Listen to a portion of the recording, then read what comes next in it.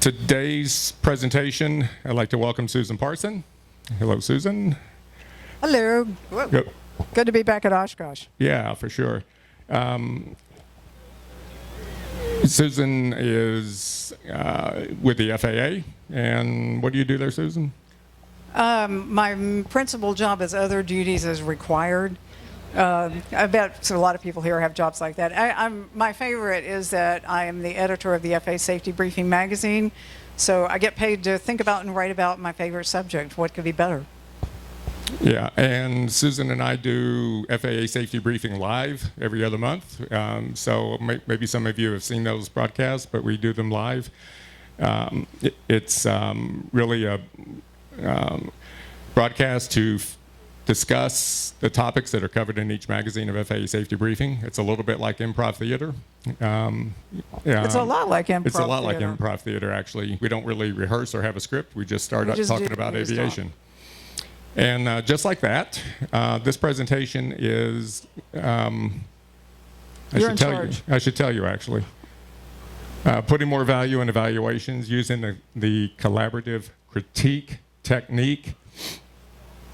And what we wanted to go through is an exercise with you about how to conduct, as an instructor, more effective debriefs. And I'm sure everybody in this room has been the subject of a debrief with your instructor, maybe in the past, that went something like this. Well, let's say we went out and did steep turns. Yeah, they look pretty good. Yeah, your stalls need a little bit of work. Yeah, remember, pattern altitude is important when you're coming back into the pattern. Do you have any questions? Pay up and sign up. And we're trying to make a presentation to show you that there's a better way to do it, and it really involves getting the pilot that you're working with to do more of the talking, and the instructor is there to really facilitate that. In fact, in the Part 121 world, we teach it as, we call it the facilitated debrief. I like my term better. I'm sure it is better, yeah. So we're going to run through a presentation, and then we're going to actually do a demonstration about how to do a facilitated debrief representing a instructional flight where I'm the student and Susan's the instructor. And you'll see how to put this work to use, and it will really get your student pilots engaged.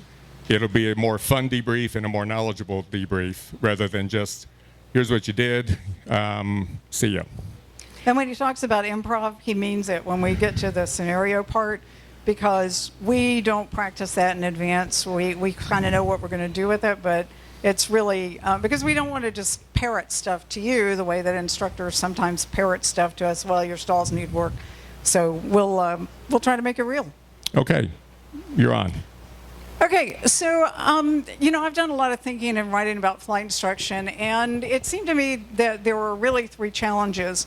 And we talk about this a lot in the risk management handbook and some of the ACS stuff. It's managing the risk and staying alive while giving flight instruction. Those of you who are instructors, have you ever had a student scare you? Have you ever scared yourself? Yes, of course you have. The second, transferring knowledge, skills, and critical thinking for independence. So this is getting your fledglings ready. And then there's the determining when the fledgling is ready to leave the nest for solo or something else. I remember the flight school I was working with, I started asking questions. So when do I know somebody's ready for solo? Does somebody check them out? No, you just know. Oh, okay. And there's some truth to that, but it's not terribly helpful. So the collaborative critique is a way that will help you to just know, but to know why you know. So we're going to talk about the collaborative critique primarily. Risk management is a whole different subject, but we're going to talk about using the collaborative critique technique to transfer knowledge, skills, and critical thinking that they need for independence. And it will also help you determine when somebody is ready to solo or when somebody is ready to go off on the check ride. But, not just the check ride, because you can pass a check ride, and what's the cliche? That you pass the check ride and you're never any better than you were that day. That's the best that you get. But you want to be training somebody who is going to know how to take what you've taught and carry it forward, learn more, and stay safe. Mitigating the challenges. So the traditional grading, do you want to talk about what the traditional grading? You're older than I am. Indeed. So traditional grading, as we just talked about, is you go out and fly. Your instructor might be taking notes, or maybe not. You're concentrating on flying. And when you come back down, remember that there's so many things happening in the cockpit that if you try to remember, what you did, an hour ago, you may not be able to recollect everything unless you've been told, hey, pay attention, because when we get done with this flight, I'm going to ask you to debrief me. When your instructor says, how did that go? Well, that's how we get into the collaborative critique. But basically, the way it typically goes, instructor talks, we listen, we can't wait to get out of there, and we move on to hopefully the next lesson. So we're not doing anybody a favor if we shortcut the debrief. So on the collaborative critique, as I call it, I started calling it that because I like alliteration. What can I say? But also, it's where the trainee talks first. And I started getting this because, I went out for a flight one day with a guy who I think he used 37 different settings in the traffic pattern. This was in a Cessna 182. Nearly stalled on short final, all sorts of weird stuff going on. Now, I could have told him all these things that he did, but for some reason, something just told me, find out what was going on in his head. So I said, what was going on, the power settings? He says, I was maintaining 1,700 RPM. And I said, it's a 182. And he goes, oh yeah, but it works in a 182. And I mean, that just really started me to realizing if I had just talked to him about power settings, I would not have understood that he had no idea how to fly a constant speed propeller. I mean, I don't know how he got his endorsement, but he had, and he was just going around doing these things. So I started realizing that if I asked questions to figure out what was in somebody's head, rather than telling them objectively what I saw, then I would start to understand why. And so I started trying to put it together into something that was more structured, because that's what we do. Replay, reconstruct, reflect, redirect, and review. The words, it's alliteration again. The words are not as important as just the concepts that are behind them, which is what we're going to talk about.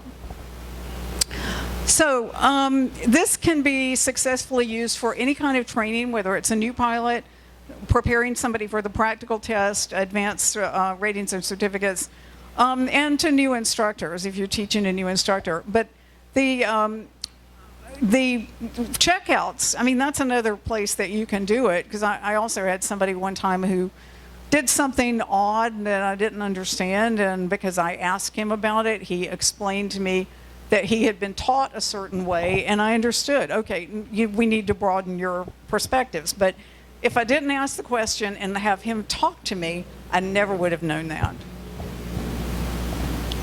And the other part of this, of course, is if you're teaching other people to teach, if you're training the trainers, remember they're going to learn from you. So if you would put this principle into how you work with that person, then that person is more likely to do it in the future. And sort of as an aside, I flew for a regional airline for about 20 years, and I was in charge of training, and was also in charge of sometimes making checklist changes, which most pilots never really cared for, but sometimes we would get some data that would reveal we may need to make a checklist change. And the very last item I added on the shutdown checklist was called debrief.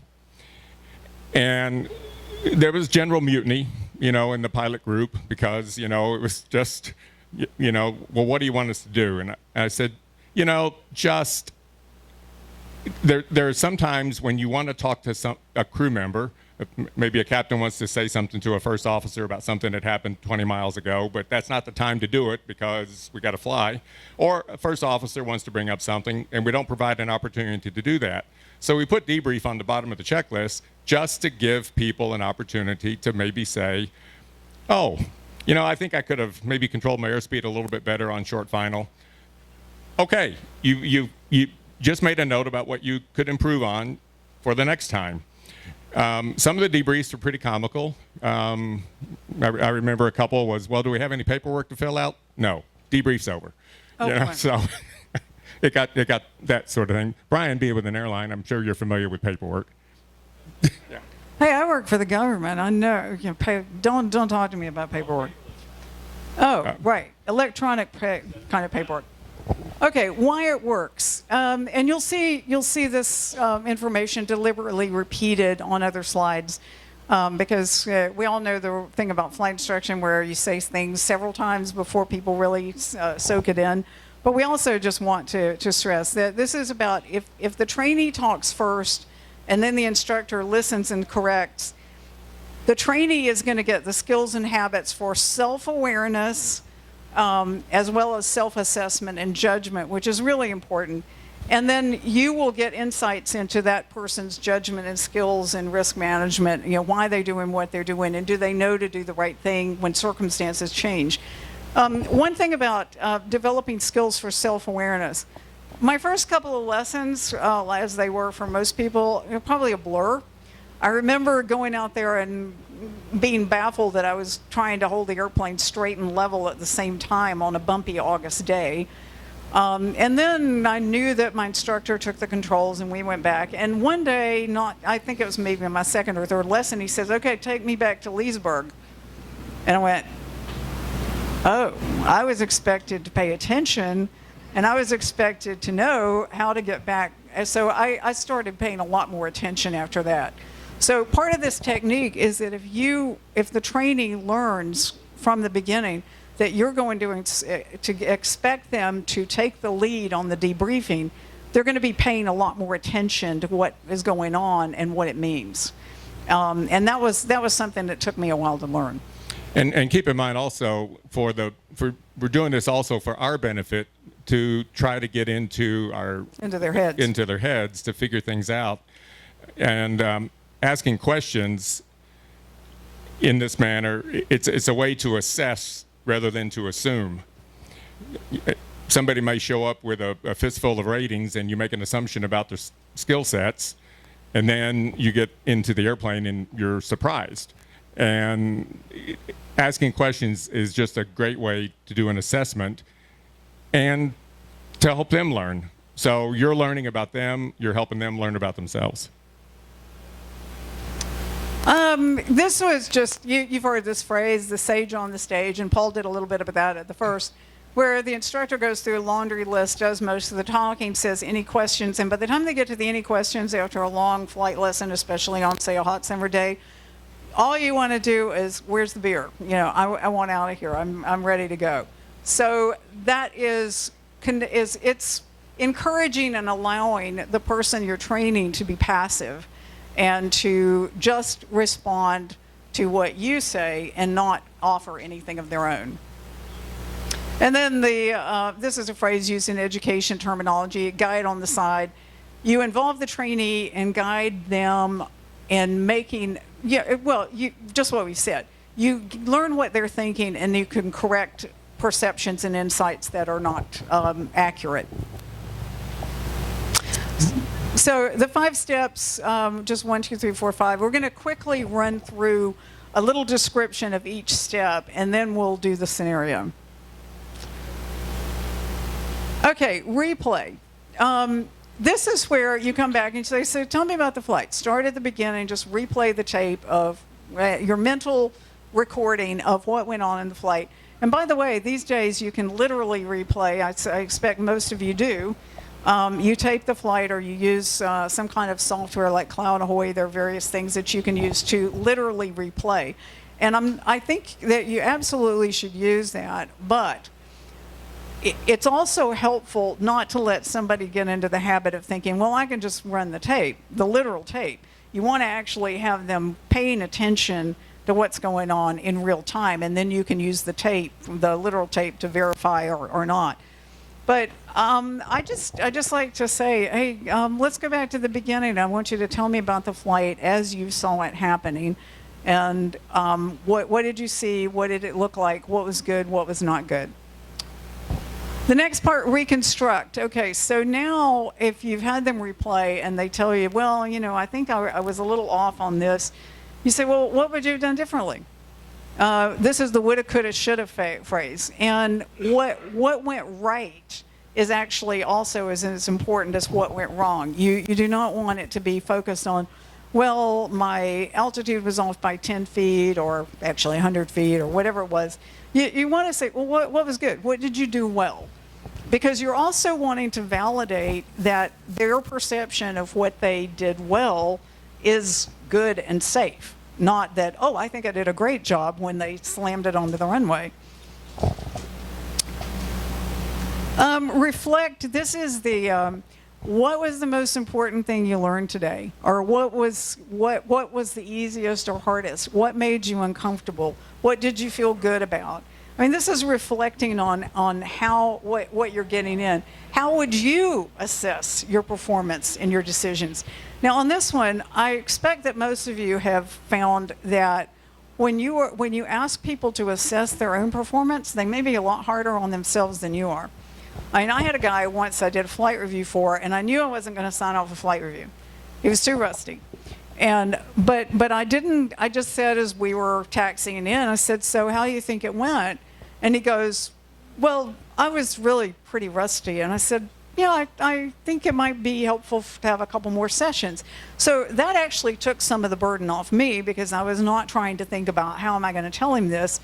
And when I asked him to tell me in detail how he thought it went, he was a lot harder on himself. Now, you have to moderate that. Don't let people beat themselves up. I have had people, I've said, you know, I want you to hand over all your self-flagellation devices right now.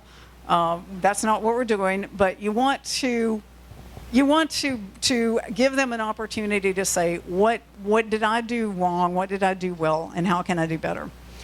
The redirect. Now, this is how you start trying to build associations, connections. How did anything that we did today, how did it relate to what we've done in the past? Have you experienced any of this in previous lessons? What was unique about this flight? What is different? What can you take forward? Which leads, and this is the, what are you going to take from this lesson that you're going to put in the next one? How are you going to apply this to your flying?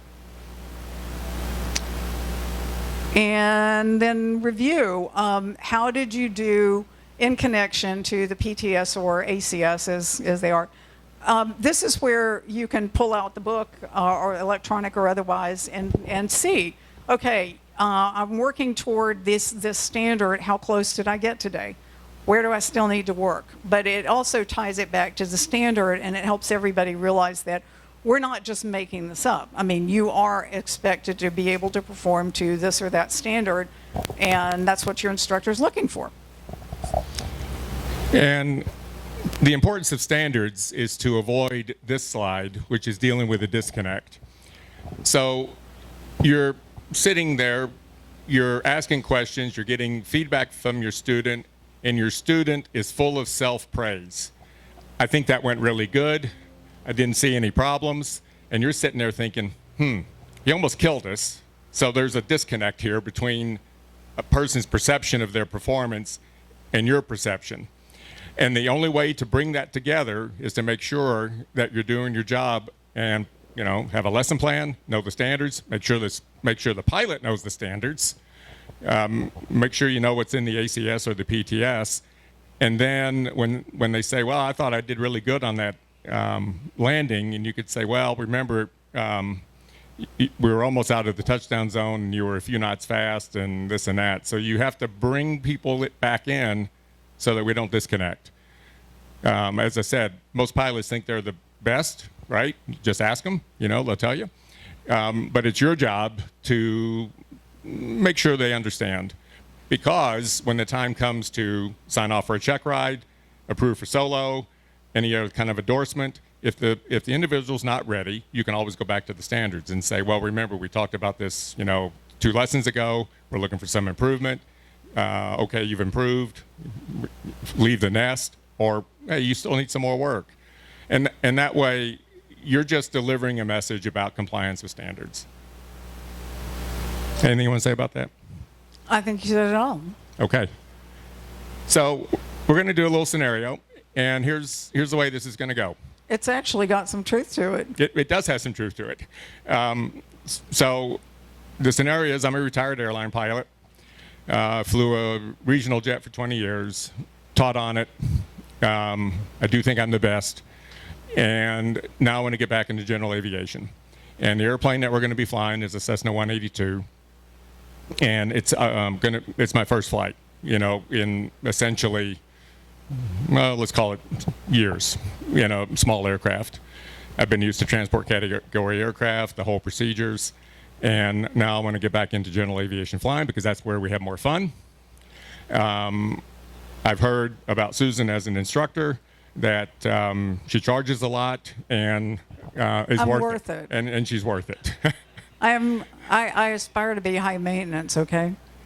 Okay, so we're going to sit down in 2 chairs like we're kind of sitting in the FBO, and we're going to run through this. It'll take 15 minutes or so, but you'll see the interaction and see how she makes me feel like I'm in charge, but really she is. That's true.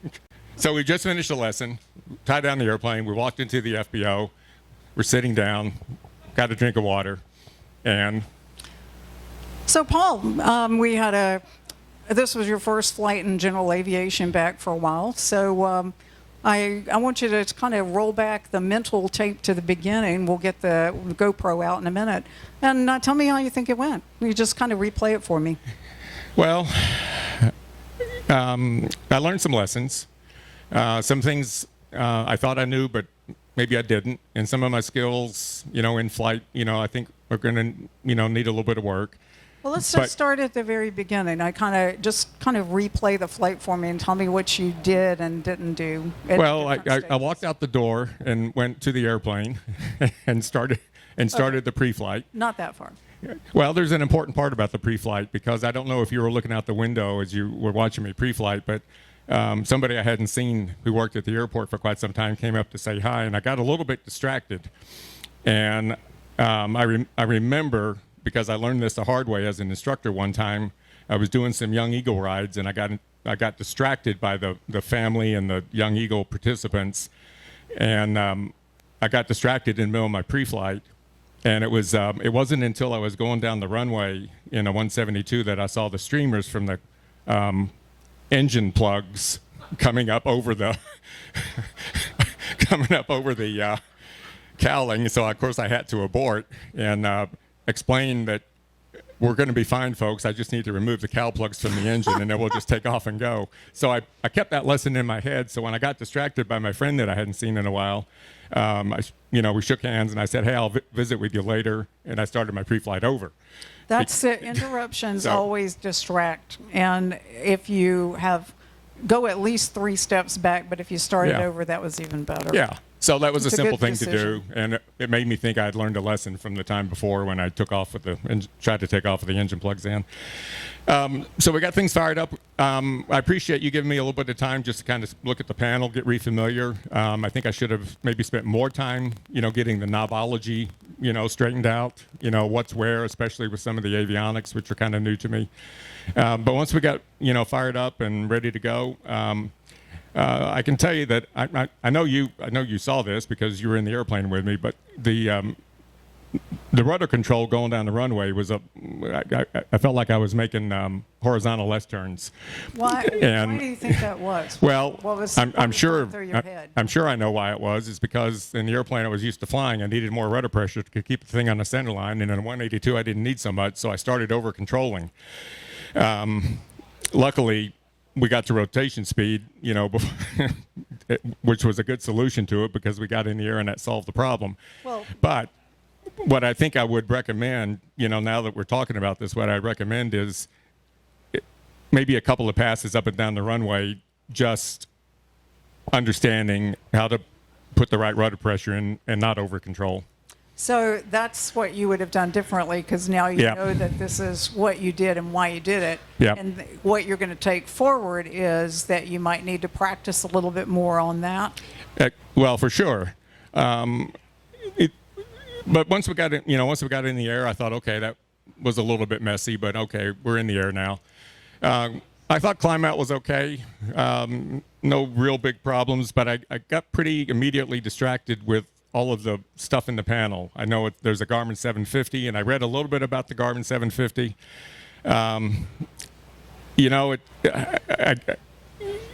There's 5 ways to change a frequency. I don't need to learn all 5 of them as we're flying. What you need to do, I mean, what is helpful is when you're learning it, to pick one, which I think is where you're going. Yep. Pick one and stick with that, and then add the others on if you need them. That's good advice, for sure, is just figure out what's the best way to change the frequency. And the other part of it, I know this has happened, is I used to teach my students when I was an instructor the 80-20 rule. Spend 80% of your time looking out the window, maybe 20% inside. And I was... Did you think you did that today? No. I spent a little bit more time being distracted by the boxes. Okay, so what are we going to do to fix that? Get comfortable with the boxes before we take off and look outside. I mean, it's a bright, clear, beautiful day that we flew on, so I mean, look outside more. And that really became apparent in the first maneuver you had me do, which was a steep turn. I don't know if you noticed this, but I did. I rolled into, the 45-degree bank, and I began to overbank a little bit, and I corrected the wrong way. And the reason for that is again, in the airplane I was flying for the airlines, the attitude indicator was called a sky pointer, which moves opposite in direction to a typical attitude indicator. So I was still in sky pointer mode and got a little bit confused. But the solution to it would have been, again, look out the window. Well, but that's not how we flew steep turns in the airlines. We were always just fixated on the attitude indicator and the vertical speed indicator. It was an inside maneuver when I could have just looked out the window, picked a spot on the horizon like somebody told me to do a long time ago, and then I would know how to correct. So another thing to take forward from a couple of the things that you've said is that you need to take forward the fact that this is very different from, you've been flying high performance, complex transport category airplanes with a crew member. And when you're by yourself, you're going to need to really stop and focus on what the differences are. And well, there's a lot of them. And there are a lot of them. Yeah. I'm sure you've got some more. Well, we did the stalls, and during the pre-brief, you discussed the new way that we're teaching stalls according to the ACS. And I'm glad you kind of gave me that heads up, because the way I first learned to do stalls was, pull it up, ride the horn until you just can't stand it anymore, and maintain all of your altitude. Whereas under the new ACS, it's taught a little bit differently. So I was glad to have that. When you told us to, go over to this airport that was about 10 miles away and it was non-towered, I thought, well, okay, non-towered. I need to talk. I need to enter the pattern correctly. And then, the plan was to do a landing. What was the hardest thing about that? The hardest thing about coming into that airport was doing it on my own rather than have Chicago ATC, tell me everything to do about, what heading to fly and this and that. And also my perspective of where the runway was in relation to the airplane. How about the width of the runway? Yeah. How do you feel when we started to descend to that airport? How did you feel about the height or our altitude? I felt a little positionally challenged.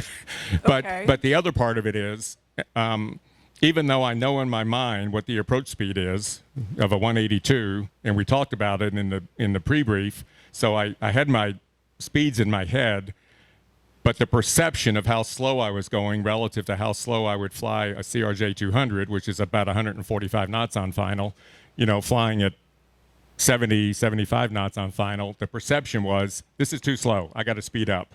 So I did, even though I was on speed. So that, Yeah. as you know, that ended up in a go around. It was too high. I was too fast. Did a go around, and oh, by the way, there is no electric trim button on that 182. So when we went around from full flap setting, the pitch attitude was, of course, going to increase quite a lot with full power. So I had a lot of forward elevator going, and I almost broke my thumb trying to get the electric trim to work, but it's not there. So that's why I had to quickly go get a trim wheel. I haven't seen a trim wheel in 20 years. So I got reacquainted with that. I got reacquainted with that in a hurry. Luckily, you let me come back and do it again. You threw a curve into me, though, and said, let's try right traffic just for some practice. So we did some different pattern work there. We came back again, and I thought the second one was better, but I still had this perception that I'm going way too slow, even though intellectually I knew I was on speed. So I tried not to let that have an effect on me. The part I think went pretty well is we did some instrument approaches. Because we did them on the autopilot, it was great. So no problem. And after we did a couple of approaches, you said, let's go back to the main airport. And on the way back, we talked about emergency procedures, simulated engine outs, and kind of what are the first things we should be doing. And that was kind of the flight. I don't know if I missed much, but Well, that's a pretty thorough replay, and you were able to reconstruct some of the things that you would do better. And now we've talked about reflecting on what was the most important thing that you learned. If you had to single it down to one thing from this flight that you need to carry forward in the next one.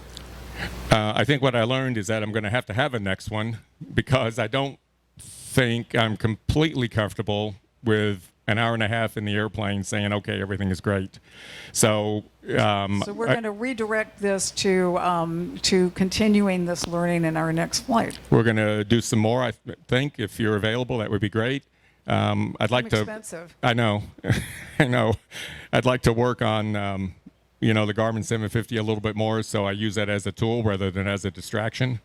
And then just get to flying to commercial and ATP standards again. Okay, so let's set up our next flight, and in the meantime, I've got a list of some things I think you could helpfully do at home that will help you be more prepared next time.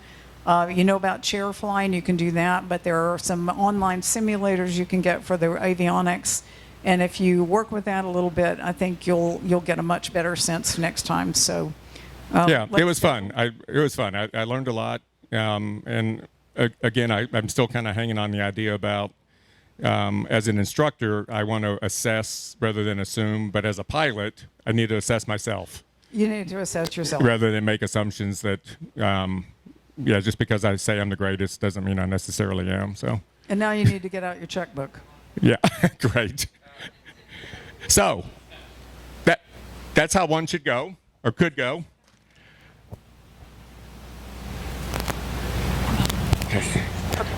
And let's see what's next. I think this is the recap. That's another R word. These are the jobs that you have as a flight instructor. One is to stay alive while you managing the risks that are associated with giving instruction, transferring the knowledge, and part of transferring the knowledge is really, we always say. Teaching is about developing or awakening insights and ideas in other people.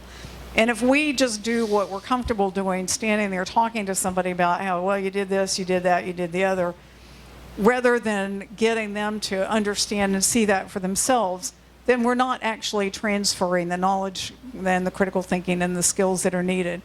And when you have somebody who comes in, in this scenario, this is a guy who clearly knows how to fly. He's just got to get the rust off of the GA airplanes. But if you have a student who can come back and tell you, well, this is how the flight went, and I did this, and I could have done that, and this looked safe, and I was a little uncomfortable with that, that's telling you can use that to determine and to know whether or not somebody really is ready to solo and or ready to go out into the wild blue yonder on their own. I remember my flight instructor telling me that he never wanted to sign off anybody unless he was confident that he could sleep at night knowing that that person was going to be safe, not only for themselves, but for everybody they put in the airplane with them. And it's a big responsibility we have. And so this is hopefully going to help you execute that responsibility in a way that will let you sleep comfortably at night. Again, why it works, because we talked about that, you're transferring the knowledge, you're getting inside somebody's head, and there we are. So does anybody have any questions? Have people put this to practice? Do you think it's useful information? Are you ready to try it? Or have you already been doing it? Yes, sir. I thought it was a really good scenario you put on for an experienced pilot. I thought it was a really good scenario you put together for an experienced pilot, an ATP and all that. But doing it for someone who's like maybe on their 5th lesson or something like that, so often they come back and just overwhelm them. Well, yeah, you have to guide them more, and that's why it's sort of a step by step. Although you notice that we overlapped. We didn't say, okay, now we're in the replay step. Now we're in this. It really can mix together, but the idea of those 5 steps is to give you some mental scaffolding to use. That okay, I need to circle back to that.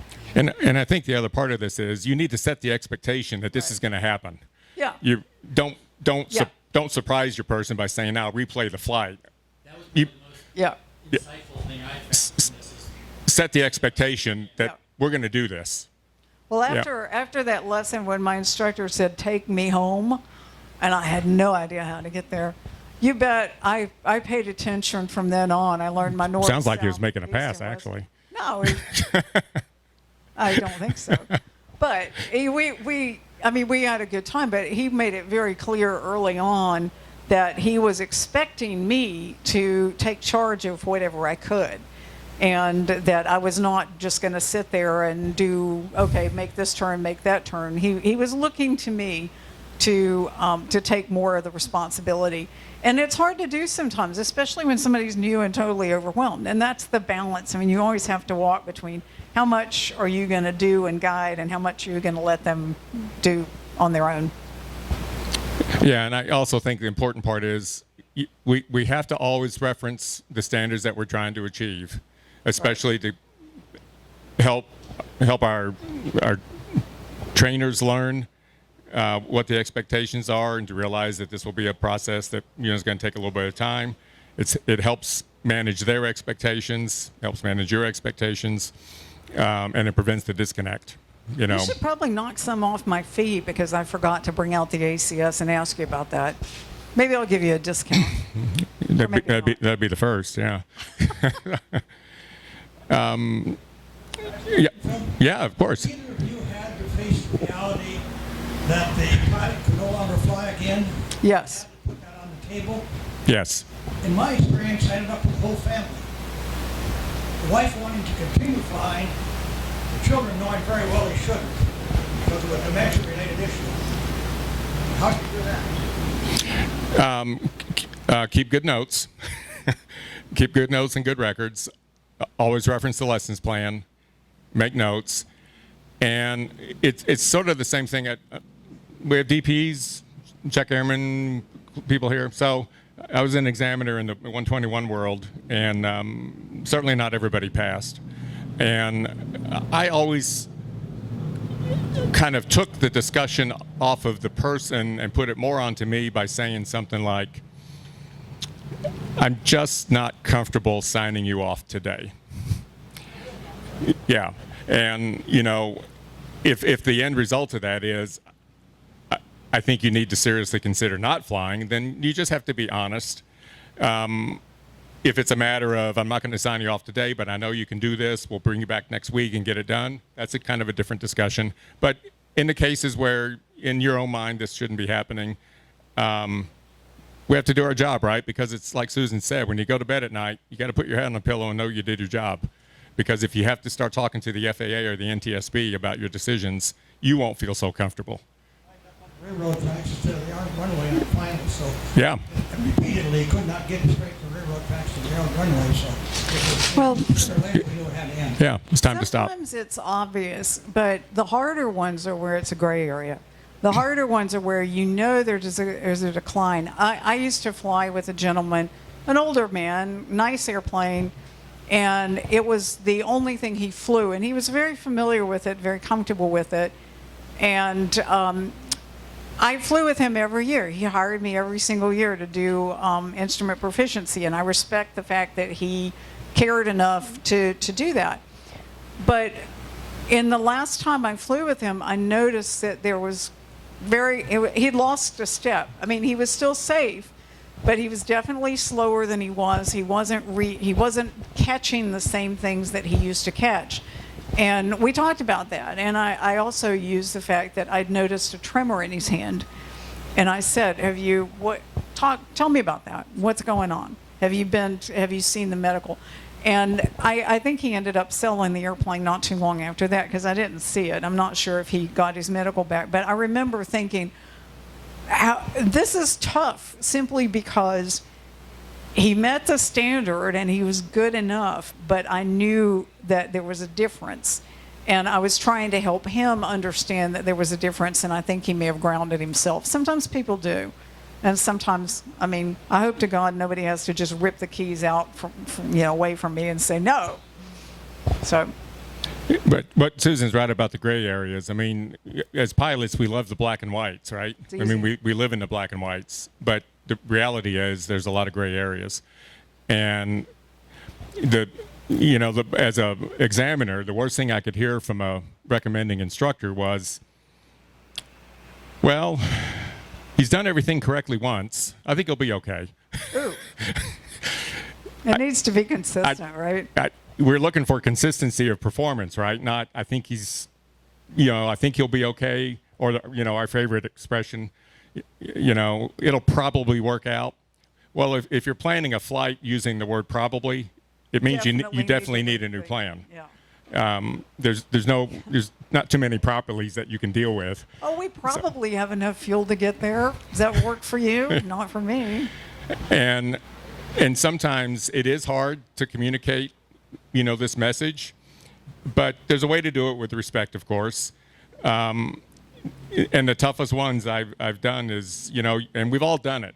We've all done that. We've all been there. You give somebody the benefit of the doubt. And then the next day you think, I shouldn't have done that. I should have recommended one more lesson. I mean, in the course of your aviation training, one more lesson is nothing, right? So it's just one more lesson. And you spread that out over a 30-year career of flying. Okay, I had one more lesson or two more, whatever it takes. So you have to have that ability to not only be an instructor, but also be a psychologist and communicator.